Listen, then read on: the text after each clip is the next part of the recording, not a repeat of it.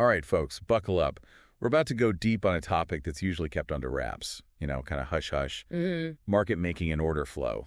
Yeah, it's not exactly cocktail party conversation, is it? Not unless you're hanging out with, like, Wall Street insiders, right? Hmm. But honestly, this is the stuff that makes the financial world tick. It's how markets actually move. Absolutely. We see the headlines, stocks up, stocks down, but rarely do we get a peek behind the curtain. Exactly. So today we're going to pull back that curtain, give you guys some real insider knowledge. We've got this super interesting audio clip from, let me see, a French trader, pretty experienced guy. And he basically lays out some of the, let's just say, aggressive tactics that market makers use. Aggressive, yeah, that's one way to put it. But it's fascinating stuff. And it all starts with this concept of speed advantage. Speed advantage, like how fast they can execute trades. Even faster than that. We're talking milliseconds here. Fractions of a second. Milliseconds. I mean, come on. That's like barely even perceptible. It is. But in the world of high-frequency trading, even those tiny slivers of time can mean massive profits. So how does this work? What kind of advantage are we talking about? So our source, this French trader, he explains how market makers actually receive information about incoming orders, like a big buy order for the DAX, that's the German stock index. They get this info like 30, 50 milliseconds before the public. Well, hold on. So they get a sneak peek at what's about to happen in the market. How is that even fair? Well, it's kind of built into the system. Market makers, they pay for this privileged access. They have these specialized connections, technology, algorithms, all this stuff. And it's part of their role. They provide liquidity to the market. Okay, I'm starting to see how this works. Yeah. So let's say they see this huge buy order coming in for the DAX, right? Yeah. What happens next? They just, fill the order, like a good little market maker. Well, not so fast.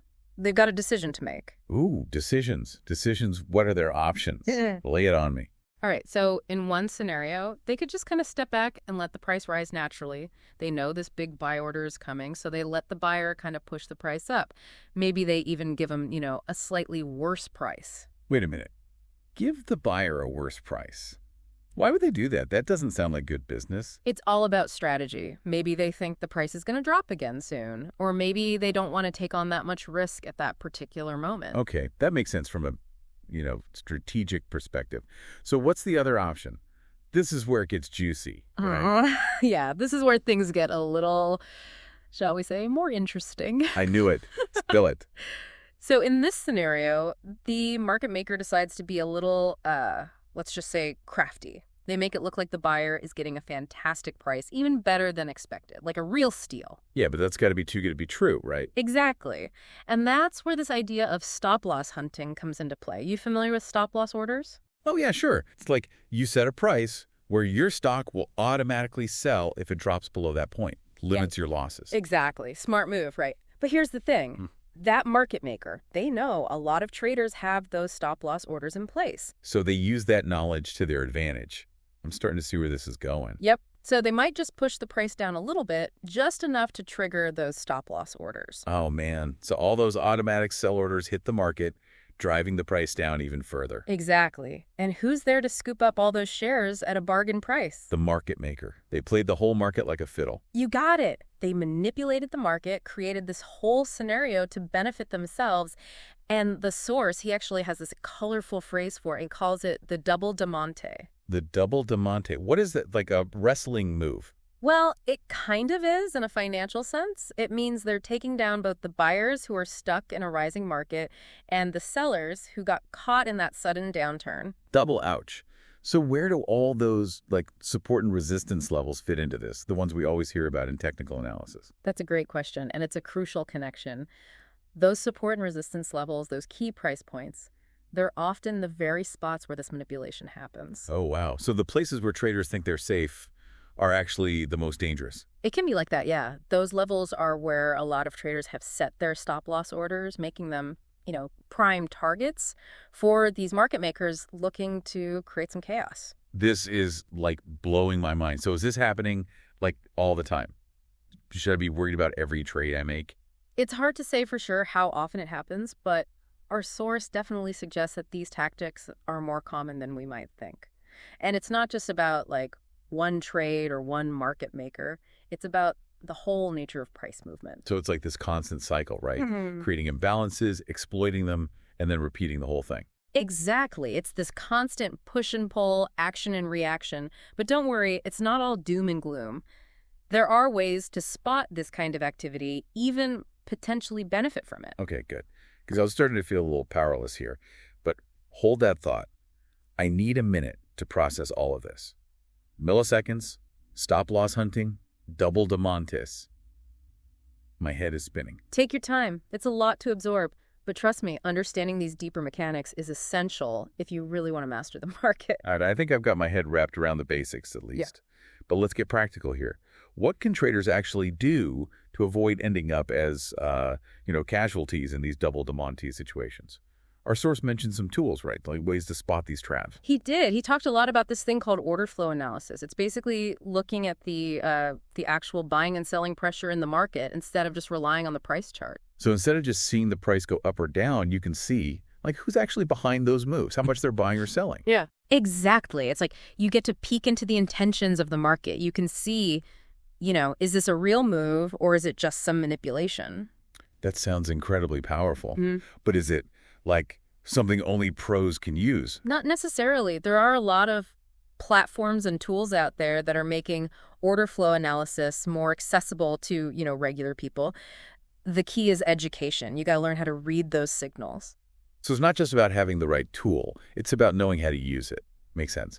But these market makers, they're using algorithms, right? Super fast computers. Yeah, they're incredibly sophisticated. They can react to the market in microseconds. So how can a regular person even hope to compete with that? It feels a little daunting, honestly. Well, you got to focus on what you can control. Risk management is huge. Setting those stop-loss orders, but being smart about it. And definitely don't get caught up in chasing the market. Don't play their game, basically. Don't fall for their tricks. That's a big part of it. And patience. Our source really stressed that. Remember those 3 conditions he talked about for a market to really explode? Trapped sellers, stopped out buyers, and then new buyers getting sucked in. Yeah, it sounded like a recipe for chaos. It can be, but the chaos can also create opportunities, right? If you're prepared, if you're in the right position. So how do you make sure you're not one of those trapped sellers or one of those stopped out buyers? You got to understand the psychology behind those moves. Think about it. When a market is moving really strong in one direction, it's tempting to jump on board, right? You don't want to miss out. FOMO. Fear of missing out. Exactly. But that's often when you need to be the most careful because that's when they're setting their traps. So the key is to stay calm. Don't let your emotions get the best of you. Big time. Yeah. And remember, the market is always going to throw curveballs. You can't predict everything. So you're not going to be right all the time. No one is. The goal is to manage your risk so you can survive those losing trades. It's more about survival than winning every trade.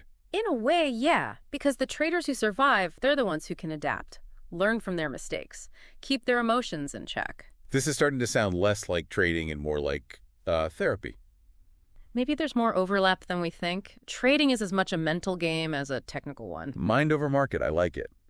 But it's not just about, making money, right? It's about understanding these forces, how the market actually works. That's right. And those forces, they can be used for good or for, not so good. Speaking of not so good, this French trader, he seemed pretty convinced that these market makers are basically manipulating the market. Is that even legal? It's complicated. The line between legitimate market making and actual manipulation, it can get kind of blurry. So is it legal or not? Depends on the specific actions, the context.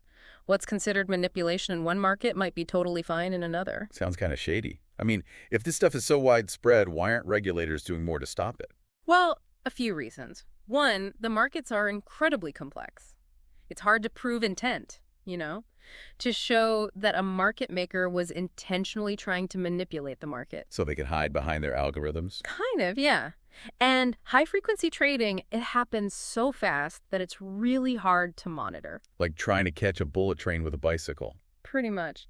And there's another factor, too. You've got this revolving door between the regulators and the industry. You mean the people who are supposed to be policing the markets used to work for the banks and trading firms? Exactly. It can create some conflicts of interest, right? It makes it less likely that they're going to crack down on practices that might benefit their old buddies. Wow, that's a little cynical, but probably realistic, right? It's important to be aware of those dynamics for sure. But that doesn't mean we should just give up, We can still push for fairer markets. So what can we do? What are some solutions? One big one is transparency, making order flow data more available to everyone, not just the big players, leveling the playing field a bit. I like that.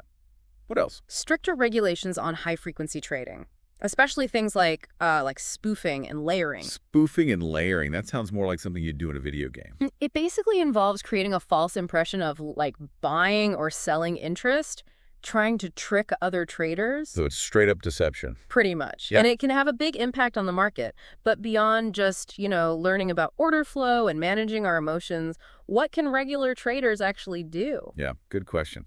It's easy to feel powerless against these big institutions. One thing we can do is support organizations that are fighting for fairer markets. There are groups out there that are pushing for more transparency, more accountability. So it's not just about individual traders trying to outsmart the system. It's about, like, collective action. Yep. Changing the system itself. Exactly. Because ultimately, a fairer market benefits everyone. Makes sense. Well, this has been an incredibly insightful deep dive. I feel like I've learned so much. Yeah. It's kind of wild, right? How much of what moves the market, it all comes down to psychology. People's emotions, their fears, their greed. It's true. And as we've seen, those emotions can be exploited, especially by those who have more information, better technology. Our French trader friend, he had a pretty blunt way of describing it, actually. He said, we trap people in a corner, we crush them, and then we go the other way. Not exactly reassuring, is it? It's a stark reminder that manipulation is a real thing. But it's not, unbeatable. He also talked about tools and strategies like that order flow analysis we discussed to help traders recognize those traps. So it's like, here's how they're rigging the game, but here's how you can fight back. Which brings me to my final question for you. How has all this knowledge, all this insider info, changed the way you look at the markets?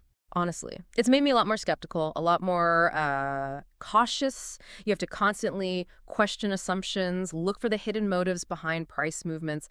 It's not just market makers either. Big funds, institutions, they can have a huge impact. So it's like this whole hidden ecosystem, right? Yeah. These big players are always maneuvering, trying to get an edge. That's a good way to put it. And we can't control what they do, but we can control our own actions. We can manage our risk, focus on strategies that are, less vulnerable to these tactics. So for you, the takeaway is like, be more aware, more discerning, maybe even a little paranoid. Well, I wouldn't say paranoid, but definitely be more discerning.